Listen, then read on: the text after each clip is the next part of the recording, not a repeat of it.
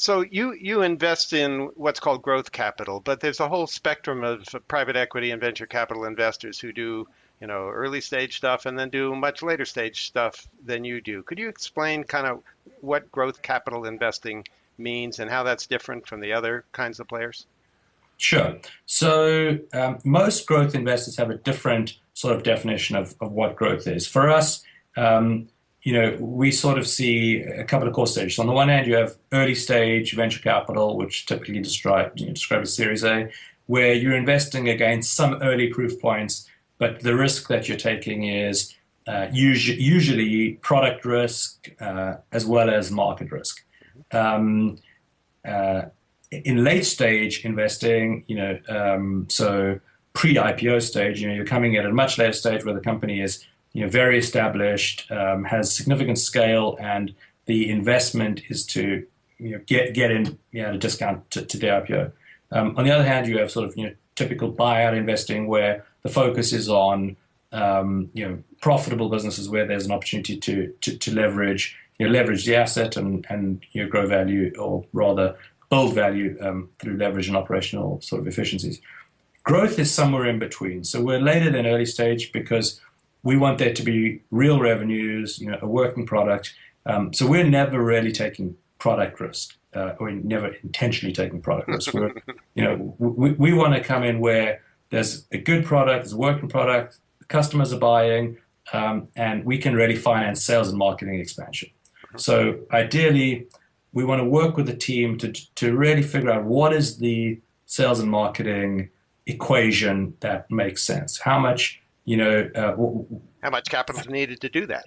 Exactly. And Yeah. if we hire one salesperson, what is the level of incremental gross margin that'll generate? And you sort of use that to figure out what the right level of investment is to sort of drive sales and marketing and international expansion. So for us, growth capital is clearly, high growth businesses with real revenues, and the level of revenue depends on the business model, but we typically think of sort of an entry level of $5 million.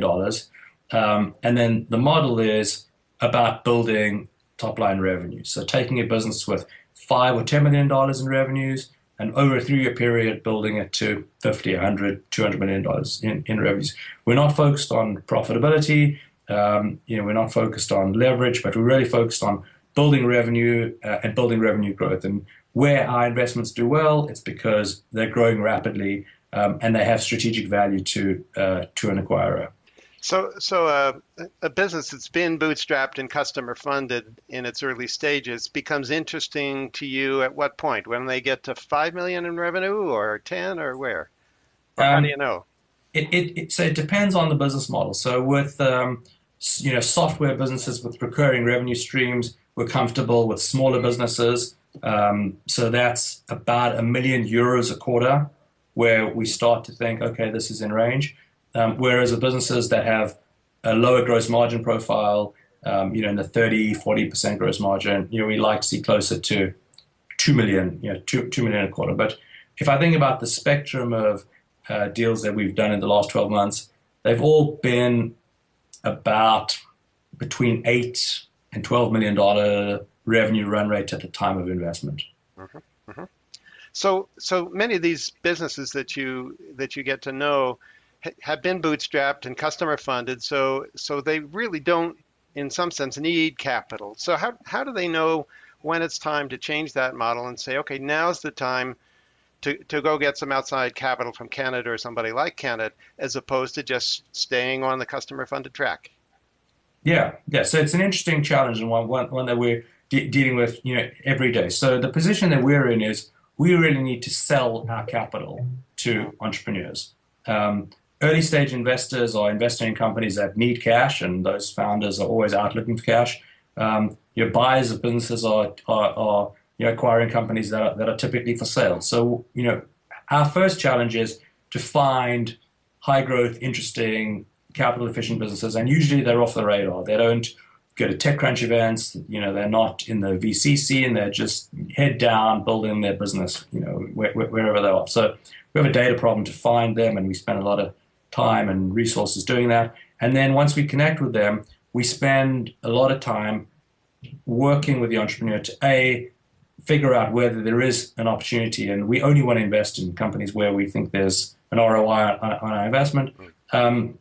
And typically, founders are always thinking about one of two things. They're thinking, well, I've now got the business to a level where it has value. Usually they're a majority shareholder or even 100% shareholder. So, if you sell a company for 10 million euros or 20 million euros that you own 100% of, it's a big level of capital. Or they're thinking, well, should I potentially raise capital to expand into a new market? And so we'll typically work with them to provide an option that's somewhere in between. So, we can work with the business.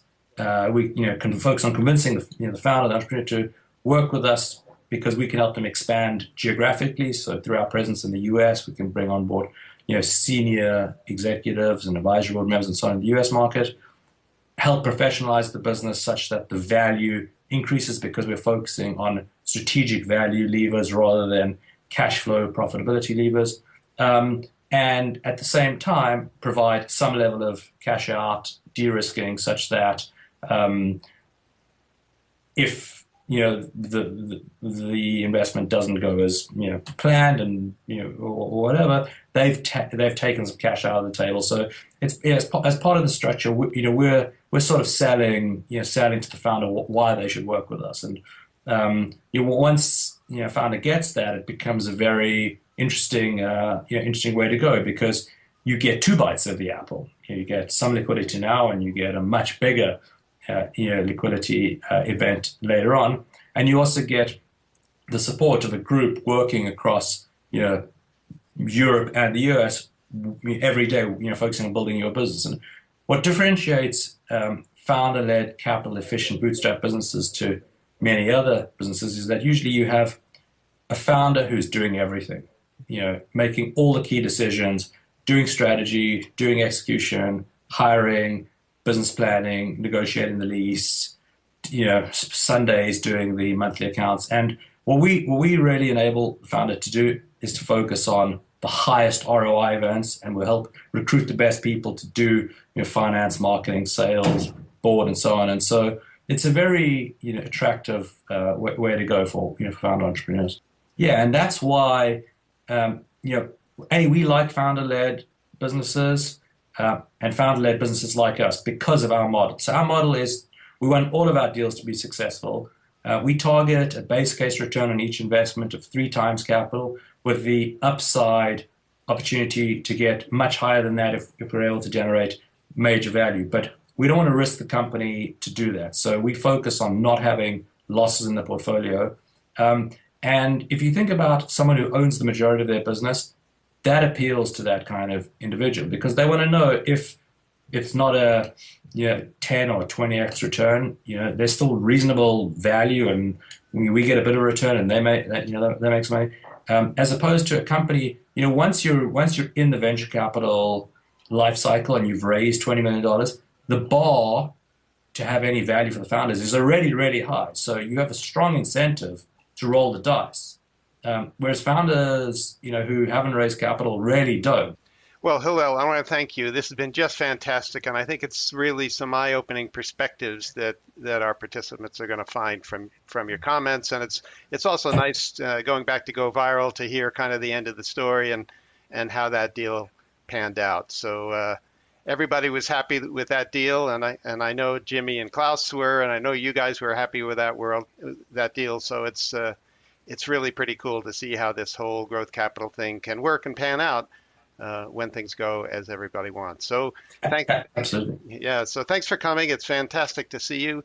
I really appreciate it. Thanks for the time. Enjoyed speaking to you, John.